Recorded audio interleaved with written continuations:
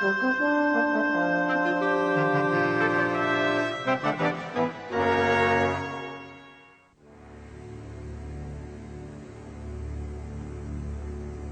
Federal Reserve System virtually controls the nation's monetary system. Yet it is accountable to no one. It has no budget, it is subject to no audit, and no congressional committee knows of or can truly supervise its operations.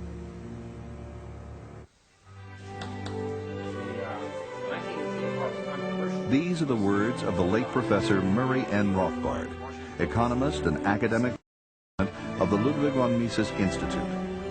The Institute is dedicated to the ideals of a free market and sound money. This program is dedicated to the memory of Murray N. Rothbard and his prolific work on money and banking.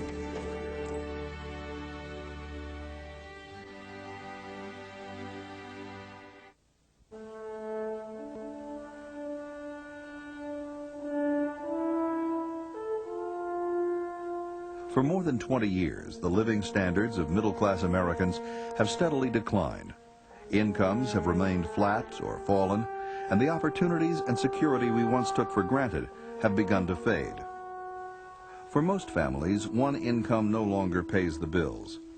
It requires two or more incomes to afford a home, pay medical and child care expenses, and put children through school. Unless present trends change, young workers are unlikely to ever live as well as their parents. Good jobs with a future are harder to come by.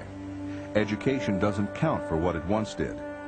Taxes continue to rise, while Social Security is going bankrupt. Private pensions are no longer reliable. Economic volatility and uncertainty are on the rise.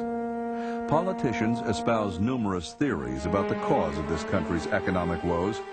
Seldom, however, do these officials look below the surface. The roots of our economic ills can be traced to central banking and our present monetary system. The Federal Reserve claims to manage our money. Instead, it makes our money worth less and less every day. It has generated continuous and worsening business cycles and lowered our living standards. It's really no different from a burglar in your house wanting to steal your money. That's what the Federal Reserve does. It depreciates your savings, it takes away your economic security, and it ought to be treated as an institution that does that rather than something of alleged benefit. Money is supposed to serve as a reliable standard of economic value, not a source of instability. Until we restore sound money and take away the government's ability to debase it, we have little hope of restoring the freedom and prosperity that made America great. And we really have a choice of what we want in money. Do we want money that's going to be losing its value every year, or do we want money that's going to be gaining in value? If you are happy with your money losing value, then you want the present system. If you want money to increase in value, then you want a gold standard. What is money? As the good that makes exchange possible, it's the foundation of every economic activity. In the earliest times, people traded goods and services directly. This form of exchange is known as barter. That is, if a fishing tribe desired to have maybe wheat, which they themselves did not produce, they would seek out other individuals that produced wheat, and then they would exchange there for fish. But barter had limitations in the marketplace. Well, actually, people perceived pretty quickly problems with that direct exchange. If you wanted, for example, fish, and you had wheat, but the people who had fish didn't desire the wheat, you were stuck, okay? Unless you went out and found some other good, possibly berries, that everyone in that society consumed. Then you would trade your wheat for the berries in full confidence then that you could turn around and trade the berries for the fish or anything else that you desired. Eventually, the most widely accepted goods in a society became valued for their use in indirect exchange. Money is simply another name for the most generally accepted medium of exchange.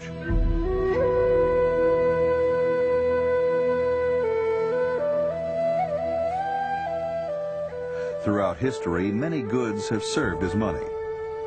Feathers from the Quetzal bird were used for exchange by the Mayan Indians up to the 15th century in Central America. Tea leaves compressed into bricks were traded in East Asia through the 1800s.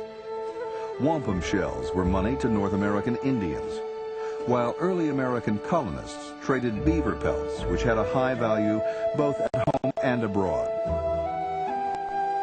Metal coins first emerged in Greece and Asia Minor during the 7th century BC. Gold and silver were valued for their use in beauty and jewelry and the decorative arts. They were durable, easily divisible, and limited in supply. These precious metals also had a high value-to-weight ratio, making them easily transportable. You might think back, or we can think back to a time when iron was used as money, for example, in Africa.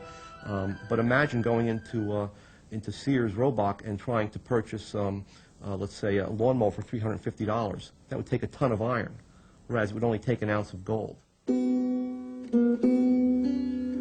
In 1536, less than 50 years after Christopher Columbus set foot on American soil, a Spanish mint in Mexico City struck the first coins made in the New World. These silver coins eventually found their way into the British colonies. Great Britain's mercantilist policies deliberately tried to keep precious metals out of America, so the Spanish milled dollar became the unofficial currency. It was often divided into 8 pieces for smaller transactions, hence the term pieces of 8, with 1/4 of the coin being 2 bits. In 1792, Thomas Jefferson adopted the dollar as this country's official monetary unit. He looked around, he investigated to see what were the American people using as money, and that was the dollar. And so that's why that dollar became the standard of the United States. And we went onto a gold and silver standard and started minting gold coins with the American Eagle, $10 gold coin. Jefferson, in particular, spoke eloquently of the dangers of paper money. During the War for Independence, the Continental Congress printed vast sums of paper money out of thin air to finance the Army. The diluted money supply naturally depreciated to almost nothing, leading to the phrase, "not worth a Continental." The people who held on to these notes, who tended to be patriotic Americans, concerned about, wanted America to be free of British control, lost everything. Whereas the Tories, who wanted nothing to do with this American government money and immediately got rid of it, were benefited. And Peloton Webster, the first American economist, and others who looked at this saw that this paper money, unbacked by gold, was extremely dangerous. As early as the 16th century in Europe, goldsmiths stored gold coins for their customers for a fee and issued receipts for the gold to the depositor. Thus began the use of paper as money. In other words, if you came in and deposited 10 ounces of gold for safekeeping, you got back receipts in the amount of 10 gold ounces. Okay? And those receipts entitled you to instantaneously redeem that gold. These receipts soon became widely accepted as a means of exchange, since it was easier and safer to use the receipts for significant transactions. This was the origin of banknotes as money substitutes. These first bankers then took this process one step further. In effect, if the goldsmith had 1,000 ounces of gold and 1,000 ounces of legitimate receipts being held by the depositor of that gold, he could increase his profits by merely printing up another 1,000 ounces worth of receipts and lending them out. Okay. In which case you would effectively get 50% reserve banking or fractional reserve banking. Only a fraction, 50% of the receipts were now backed by gold. There was no longer a 1-to-1 ratio of paper to gold. Now there could be 3 or 4 pieces of paper in circulation for every unit of gold in the vault. These bankers were no longer simply storing or warehousing gold for a fee. They were artificially inflating the money supply and loaning out these phony receipts at interest. This system became known as fractional reserve banking and was later transported to the early American colonies. It formed the root of American commercial banking and ultimately the Federal Reserve System. This is a fraudulent system. It's not allowed in any other business. If you had a grain warehouse that had loaned out the grain it was supposed to have in storage, that's considered criminal. The guy'd go to jail. But the banks are the one industry that's allowed to get away with this and to profit from it.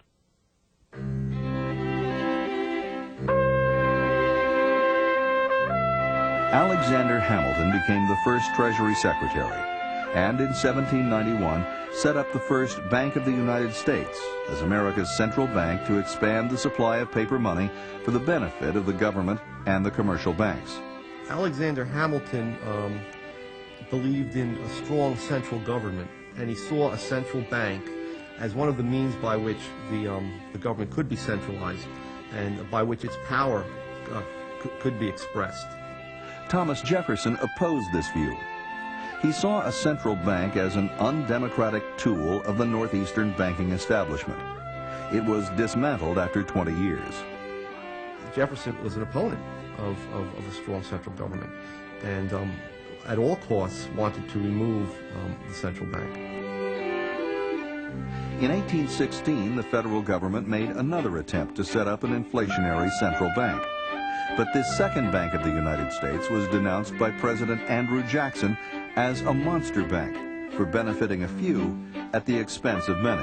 They inflated the money supply, which brought about a boom initially, that is prosperity to the country, followed by a bust. When they stopped inflating the money supply, many businesses that had depended on the low interest rates that were introduced or induced by the initial inflation went out of business.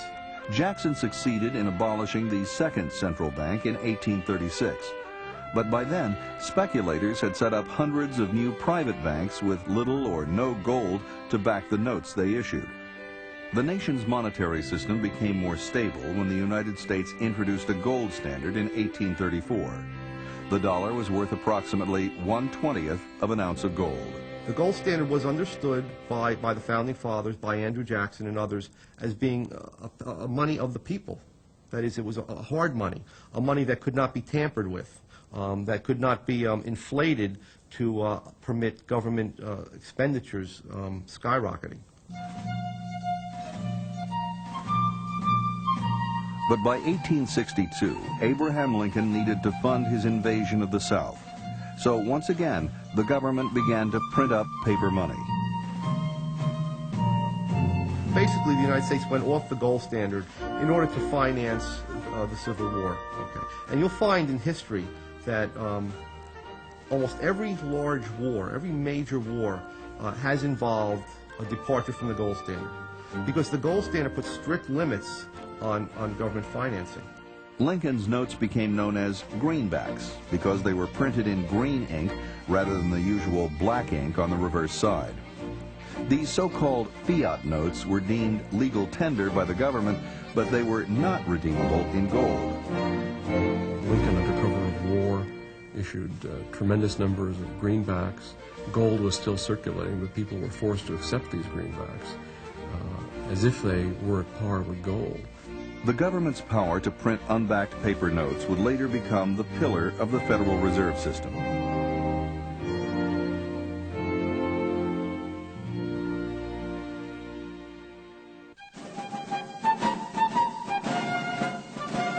After the Civil War, the nation's monetary system became sounder when the U.S. adopted a gold standard. We went back on the gold standard in 1879 and had probably the greatest period of growth and of prosperity ever in the country's history. For nearly 20 years, the total output of goods and services grew at an unprecedented rate of 4% per year.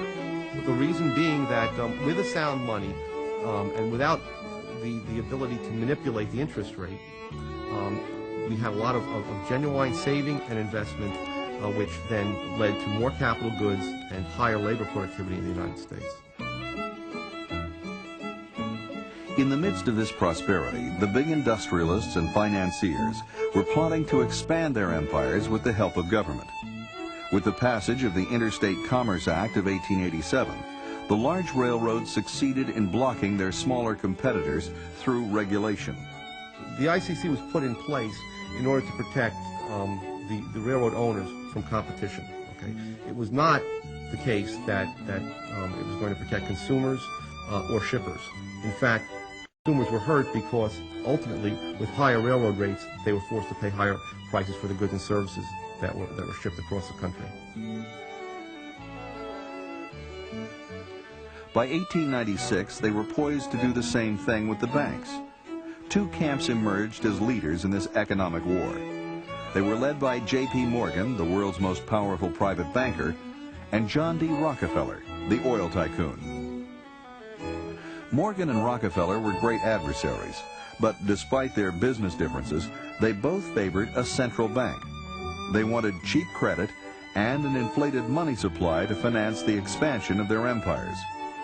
Together, they led the campaign to sell the idea to the American public, which later led to the founding of the Federal Reserve. If the American people got wind of the fact that this bank was not in their interests, okay, if in fact they understood that it was in the interests of the financial elites who would use it to inflate the money supply and in doing so increase their own revenues, there would have been hell to pay. The legislation would have never passed under those conditions. So it had to be sold to the American people as a way of making their currency more elastic. The bank reform campaign received a boost in 1907 when there was a run on some of New York's biggest banks thanks to their fractional reserves. Panic spread among depositors who got wind of the bank's insolvency and tried to withdraw their money. The Knickerbocker Trust failed, and two other institutions went to the brink of bankruptcy despite a $35 million bailout from J.P. Morgan. Wall Street swiftly adopted the fear of bank failures to sell the idea of a central bank, or lender of last resort, to the American public. And so the Federal Reserve was to be the lender of last resort. In case any bank got into trouble, they wouldn't have to worry. They'd get the cash from Washington, D.C. The question is, however, whether it is really desirable to have such a thing as a lender of last resort. The correct position appears to me that every single bank should be responsible for its own debts and contractual obligations.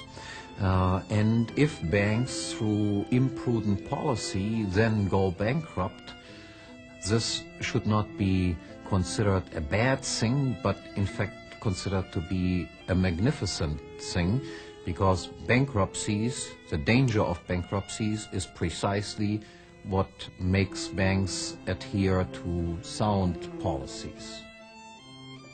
Bank runs and failures continued at an alarming rate. In 1908, the National Monetary Commission, headed by John D. Rockefeller Jr.'s father-in-law, Senator Nelson Aldrich, was set up to push for a central bank.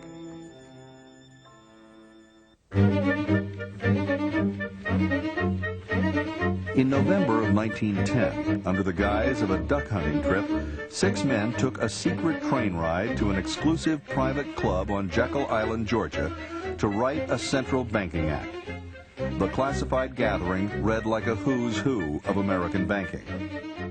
There were 2 Rockefeller men, Aldrich and Frank Vanderlip of the National City Bank of New York, 2 Morgan men, Henry P. Davidson from Morgan Bank and Charles D. Norton, president of Morgan's First National Bank of New York, Paul Warburg, a Kuhn-Loeb partner, and Assistant Treasury Secretary A. P. Andrew, who was friendly to both camps. They spent a week at the luxurious club as Morgan's guests, crafting the proposals that would form the basis of the Federal Reserve System. It would be 3 years before their vision was realized. Just before Christmas, 1913, the Federal Reserve Act was passed by Congress and signed by President Wilson. It established a Federal Reserve System to oversee monetary policy and regulate the commercial banks. It's no coincidence that the Federal Reserve System was established by the Wilson administration. This was the height of the Progressive era, a time of tremendous government expansion and of special interest deals in Washington. There are 12 regional reserve banks concentrated in the East and the Midwest. The Board of Governors of the Federal Reserve controls and coordinates their activities. The board is made up of 7 members appointed by the president. Even though there were 12 regional banks, Wall Street soon ran the show.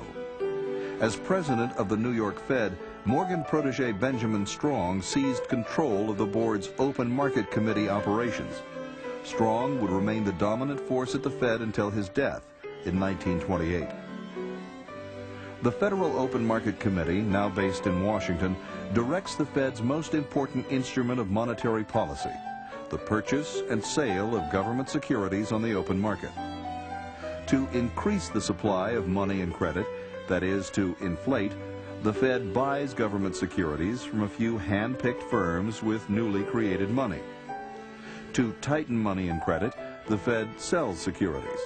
In this, it can act on its own discretion. Every government wants the ability to create new money. Okay? It's an alternative to raising taxes. Taxes, as we said, when they're raised, tend to evoke a lot of resistance among the public. It's much less painless to increase the money supply. The effects, the negative effects, don't occur until 6 months, a year, 2 years later, at which time the increasing prices can be blamed on other factors, the weather, speculators, and so on. Another device the Fed uses to control the amount of money in circulation is setting the discount rate. This is the interest rate charged to member banks when they borrow short-term from the so-called discount window. If the Fed lowers the discount rate for its loans, commercial banks will likely borrow more from the Fed. This increases the amount of funds banks have to lend. Bank credit thus becomes cheaper, as reflected in lower interest rates on bank loans and credit cards. The increase in funds available for banks to lend also increases the amount of money in the economy. The Fed can also manipulate the nation's money supply by raising or lowering the reserve requirement. Banks are required to set aside a percentage of their deposits as reserves to meet depositors' demands. When the Fed was established in 1913, it cut reserve requirements in half over the next 4 years, doubling the money supply by the end of World War I. But the Fed's real power lies in its monopoly to create money. Although the U.S. was still on the gold standard in 1913, it was quickly eroded as the Fed continued to expand the money supply. The first step was backing Federal Reserve notes by only 40% in gold, allowing the money supply to be increased 2.5 times.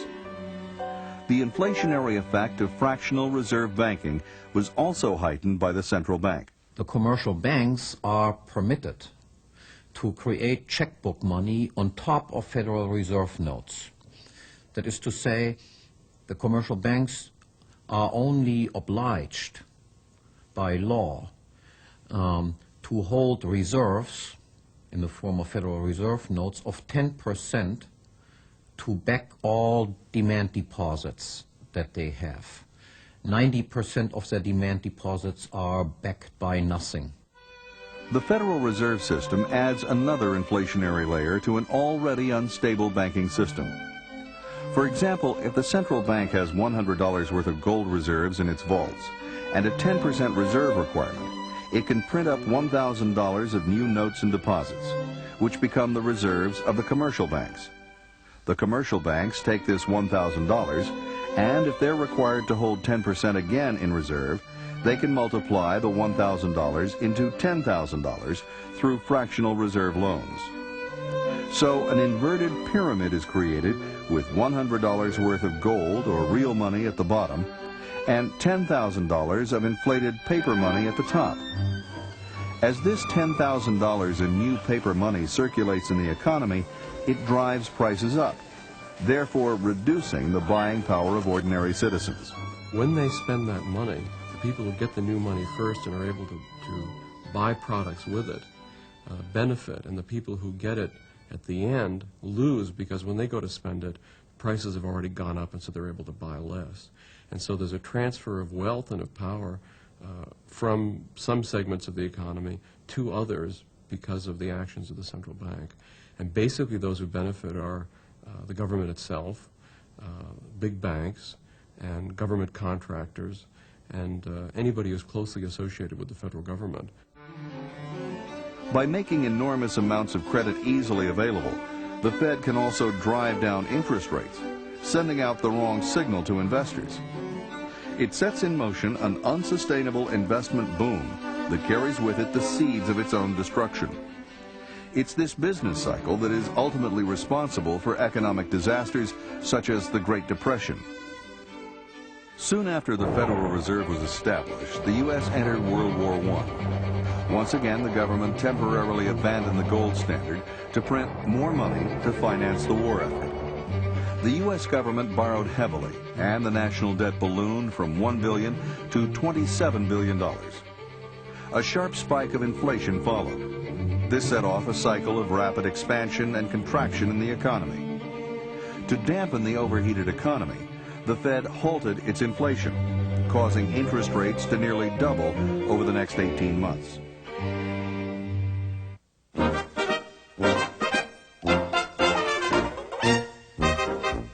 By 1921, the market began to recover. New technology helped to increase productivity. Markets developed for new cars and appliances. The 1920s were a period of extraordinary growth. But behind the scenes, much of this growth was distorted by a Fed-generated inflationary credit expansion. This was the Roaring 20s. This was a period of increasing affluence. That hid the inflation from American economists.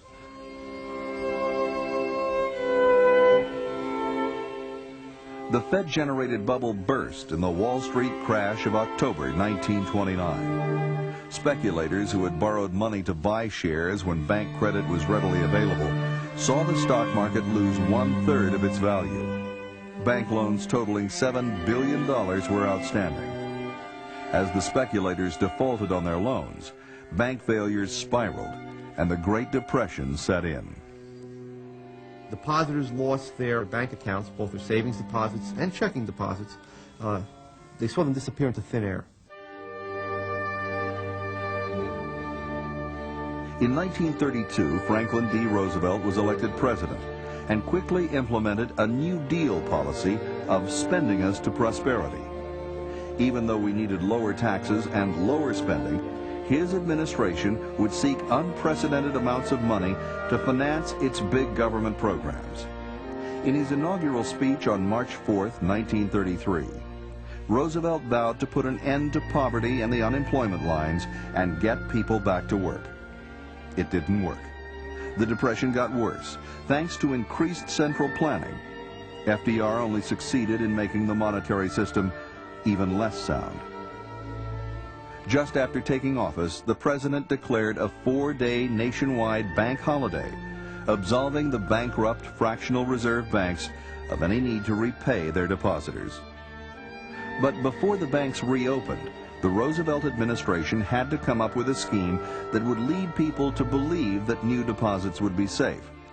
It created the Federal Deposit Insurance Corporation to lull the public into a sense of security.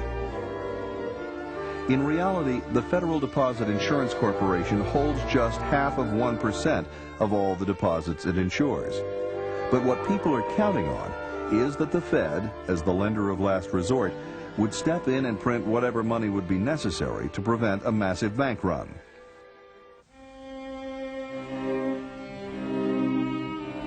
By the mid-1930s, control of the Fed by the New York bankers was drawing to a close.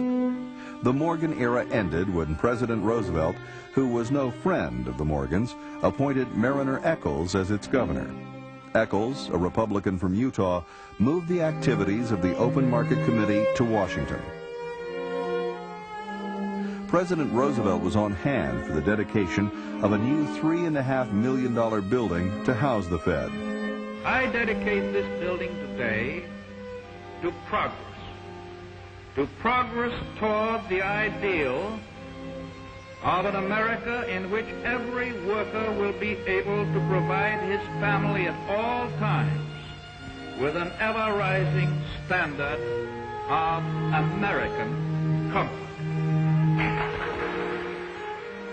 1933 also marked the beginning of the end for the gold standard. There was no end to Roosevelt's appetite for spending on such New Deal programs as the gigantic $13 billion Tennessee Valley Authority, which flooded vast areas of productive farmland to provide government-subsidized electricity. The Works Progress Administration, which spent $11 billion on make-work jobs and pork barrel public works. But the U.S. currency was tied to gold, which limited the amount of money the Fed could print to pay for these costly projects.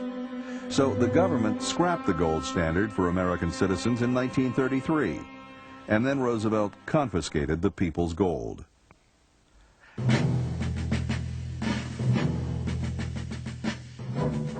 As in World War I, the warring parties in the Second World War abandoned the gold standard to finance the war with central bank-generated inflation.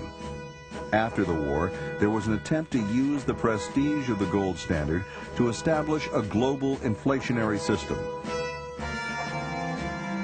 The world's financial leaders met at Bretton Woods in New Hampshire under the direction of the famous economist John Maynard Keynes. Their idea was to set up a new international monetary system that would have both gold and inflation. Under this system, the U.S. dollar would be redeemable in gold, but only for foreign official institutions, central banks and foreign governments, at the rate of $35 per ounce. All other currencies would have fixed exchange rates with the U.S. dollar, and they would be redeemable in U.S. dollars. The New York Times editorialist Henry Hazlitt was one of the first to realize that this semi-gold standard would not succeed. Even from the very beginning, it was doomed to failure, and this very outstanding journalist at that time, Henry Hazlitt, predicted it wouldn't work, because he says the temptation will always be that the government will print more money because they will accept these dollars and they won't demand the gold and won't hold the government in check. And he was absolutely right. During the 1960s, the U.S. government was trying to meet the cost of massive social welfare programs at home and the Vietnam War abroad. By printing more money, President Lyndon Johnson believed, the U.S. government could accomplish its goals without raising taxes, which may have caused a taxpayer revolt. In other words, it could have both guns and butter. We will make sure that every dollar is spent with the thrift and with the common sense which recognizes how hard the taxpayer worked in order to earn it. But the more money the U.S. printed, the more it eroded the value of the dollar. Nervous foreigners began redeeming their dollars in gold, as they were entitled to do under the Bretton Woods Agreement. After paying out billions in gold, the U.S. was left with $36 billion worth of outstanding debt to foreign creditors and gold reserves worth just $18 billion. Rather than stop the inflation, in 1971, President Richard Nixon refused to redeem any more dollars. I directed Secretary Connally to suspend temporarily the convertibility of the dollar into gold or other reserve assets, except in amounts and conditions determined to be in the interest of monetary stability and in the best interest of the United States. It was the death knell for the Bretton Woods semi-gold standard, and a triumph for the Federal Reserve. The dollar would no longer have even the illusion of a fixed value against other currencies. It would float against them, causing even more dislocation in foreign trade and massive uncertainties for businessmen. Worse, the final check on dollar creation disappeared, creating endless possibilities for inflation. It's running at more than 300% since 1971, thanks to the Fed's power to create money out of thin air and to insured deposits. No U.S. federal budget has been balanced since it abandoned the gold standard. I don't think that that's something that enhances the efficiency of our economy. I believe that the best money is a market-determined money, okay, such as we had under the gold standard. In order to get back to a market-determined money, the Fed has to be abolished. There is not now, nor has there ever been, any direct control over the Fed by the President or Congress. The meetings of the Federal Reserve Board are held in secret, and nobody knows exactly what goes on. If you watch the business report every night, commentators are constantly speculating about what the Fed might do. All eyes were on Washington today as the Federal Reserve met to decide the future direction of interest rates. Most economists expect the Fed to leave monetary policy unchanged. It has spawned a whole industry of Fed watchers who try to second-guess the Fed. The Federal Reserve has been surrounded by secrecy ever since its planning, its installation, and its operations to the present day. And the reason is because they can't tell the truth. If they told the truth, there'd be a revolution and there'd be a bunch of Americans, they're ready to all toss them out of the building. A recent attempt to open the Fed to public scrutiny came in 1993. The head of the House Banking Committee, Representative Henry Gonzalez of Texas, called for an independent audit of the Fed's operations. He wanted the proceedings of the Open Market Committee videotaped, with detailed minutes released within a week instead of vague summaries issued several weeks later.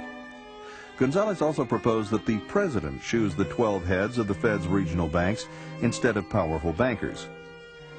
Predictably, Fed Chairman Alan Greenspan resisted the changes. What was surprising was President Bill Clinton's position. He declared the reforms would, quote, run the risk of undermining market confidence in the Fed.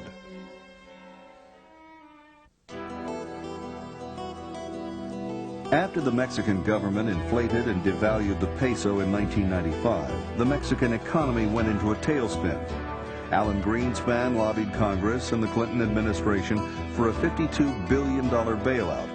As it turned out, the Fed's member banks held as much as $26 billion in Mexican debt.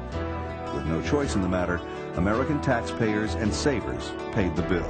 The congressmen themselves, from my experience they're pretty naive and they don't understand it. The few that have to, like the chairman of the banking committee, is aware of this and goes along with it, and they continue to perpetuate this myth that the Federal Reserve brings about stability and they do good things for economic growth, even though they're the culprits. They're the ones who have caused all the problems. They're the ones who caused the recession, the unemployment, and the downsizing of business and all of the ill effects that we have to witness. But their PR job is excellent because they have convinced most congressmen that they are very necessary to maintain stability and economic growth and all these wonderful things that they claim credit for.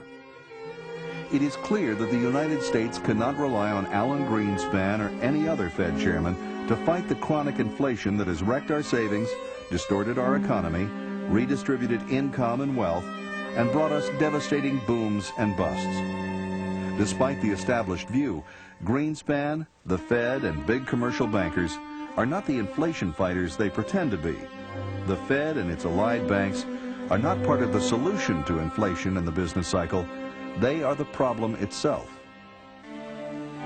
To limit chronic inflation and boom-bust business cycles, the currency must be backed 100% by gold. That would remove the Fed's ability to print money, which amounts to no more than legalized counterfeiting.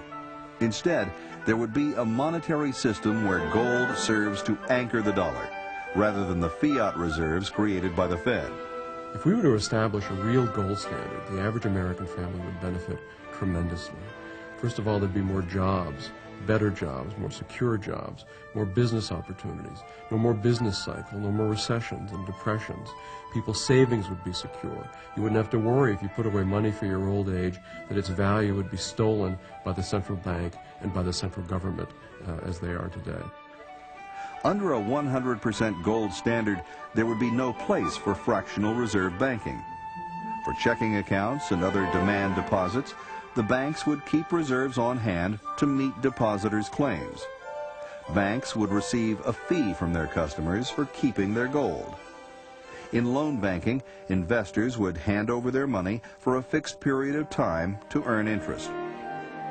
Once the gold standard is in place, individual bank depositors would always have access to their money, and investors would be kept informed of their balance sheet.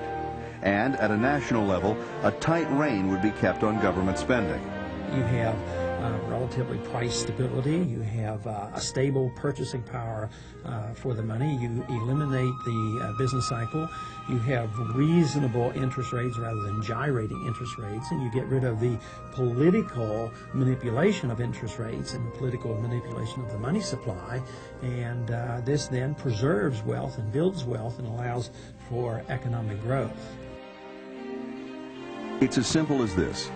Sound money means economic prosperity and limited government. Unsound money means inflation, recessions and depressions, and big government. What sort of system do we want for our families? Don't we want prosperity and security that we can hand on to future generations? Transition to a gold standard will not be easy, but as Murray Rothbard put it, the alternative is much worse. Since 1980, the Fed has enjoyed the absolute power to do literally anything it wants. To buy not only U.S. government securities, but any asset whatever. To buy as many assets and to inflate credit as much as it pleases. There are no restraints on the Federal Reserve. The Fed is master of all it controls. For more information on the Federal Reserve, write the Ludwig von Mises Institute, Auburn, Alabama, 36849-5301, or call area code 334-844-2500. Also available from the Mises Institute is The Case Against the Fed, an insightful examination of the Federal Reserve's operations by Murray N. Rothbard.